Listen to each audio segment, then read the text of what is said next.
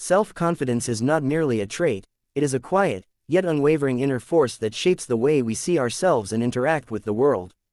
In the book Self-Confidence, the concept is explored not as something one is born with, but as something that must be cultivated, nurtured, and chosen, again and again, often in the face of fear, rejection, and doubt. At its core, this book is a guide not just to believing in oneself, but to understanding the deeper roots of belief itself. Through its wisdom, it reminds us that self-confidence is less about arrogance or perfection and more about alignment with one's truth, purpose, and potential. The journey of self-confidence begins within, in the invisible chambers of the mind, where thoughts are born and identities are formed. The book invites us to examine the quiet whispers of our inner voice, the one that either lifts us with courage or quietly dismantles us with criticism. Too often, our lives are built around the limiting stories we have absorbed from childhood, culture, failure, or comparison. These narratives, left unchecked, become cages. The author lovingly but firmly encourages us to break those cages by rewriting the stories we tell ourselves. Instead of, "I'm not good enough," we are invited to say, "I am learning, I am growing, I am becoming." This shift in language, though simple, is powerful. Words mold beliefs, and beliefs mold lives. One of the most impactful ideas presented is that confidence is built, not found. Like a muscle, it strengthens with use. This means we must act, even when afraid. Confidence is not the absence of fear, it is the decision to move forward despite it. The book shares examples of individuals who started with trembling hands and hesitant steps, an artist who dared to show her work after years of hiding it, a student who spoke up in class despite stuttering, a single parent who started a small business to support their family. In each story, the common thread was action, imperfect, uncertain, brave action. Through these stories, we are reminded that confidence grows when we dare to participate in life rather than wait to feel ready. Another key insight of the book is the distinction between external validation and internal assurance. Many people chase applause, titles, and approval in the hope that these things will finally make them feel worthy. But self-confidence cannot be outsourced. It is not given by others, it must be claimed by the self. The author gently guides us to turn inward and seek the steady, sustaining validation that comes from self-respect, self-knowledge, and integrity. This means choosing to act in ways that are aligned with our values, even when no one is watching. It means keeping promises to ourselves, setting boundaries that honor our well-being, and practicing self-compassion when we stumble. There is a tender honesty in how the book explores failure. Rather than painting it as something to avoid, it reframes failure as a necessary teacher, a mirror reflecting not who we are, but what we can learn. The story of a young entrepreneur who launched and lost multiple ventures before finding success reminds us that each setback carries seeds of growth, if we're willing to reflect. Self-confidence doesn't mean we never fall, it means we trust ourselves to get up, again and again. In this way, the book teaches us to become allies of our own resilience. The emotional depth of the book is perhaps most profound when it speaks of shame, the deep-rooted sense of unworthiness that often underlies a lack of confidence. Shame tells us we are broken, unlovable, or flawed beyond repair. The author approaches this tender topic with compassion and clarity. Through real-life accounts of people who carried shame like a shadow, an abuse survivor who believed they were to blame, a man who feared his vulnerability made him weak, we see how healing begins with truth-telling and acceptance. Self-confidence, then, is not pretending to be perfect. It is standing in the light with all our imperfections and saying, "I am still enough." Throughout the book, the role of mindset is emphasized. Fixed mindsets keep us small, telling us that our abilities are set, that we can't change.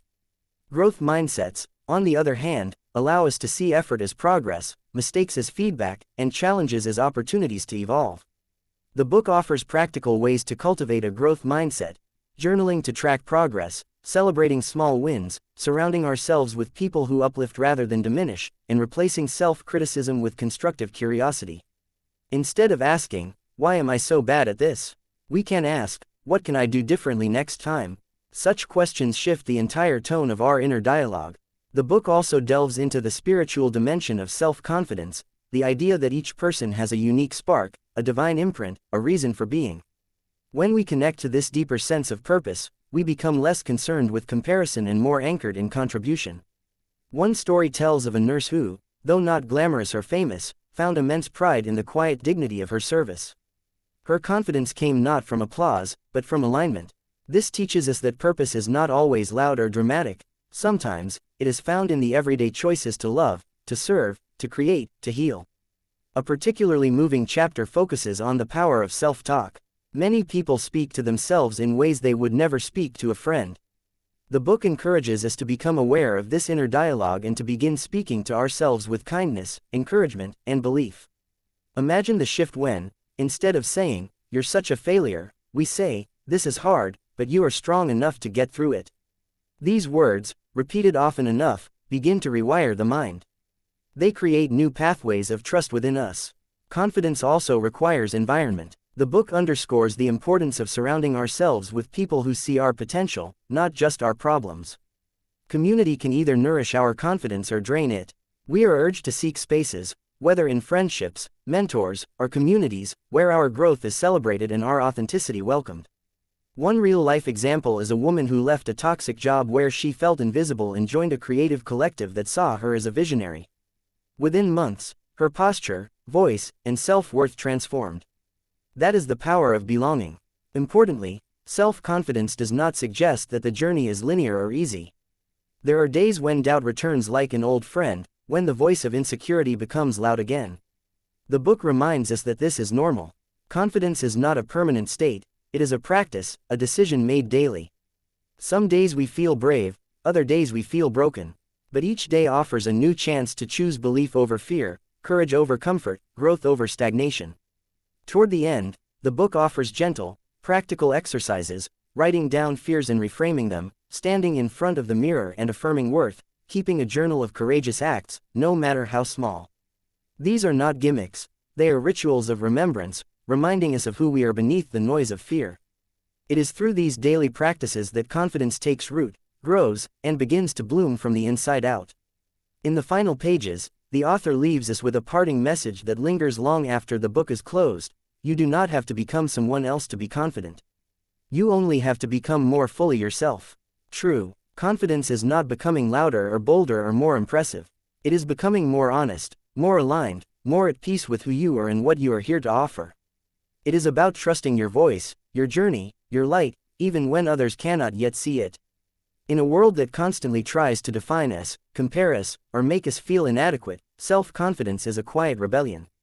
It is a reminder that we already possess everything we need to rise. We simply must remember, reclaim, and return, again and again, to the truth of our own worth. And in doing so, we don't just change our lives. We become a light for others to do the same. This book is not just a guide, it is a companion. A wise, compassionate hand placed gently on your back, whispering, "You are enough. You are capable. You are ready. Begin."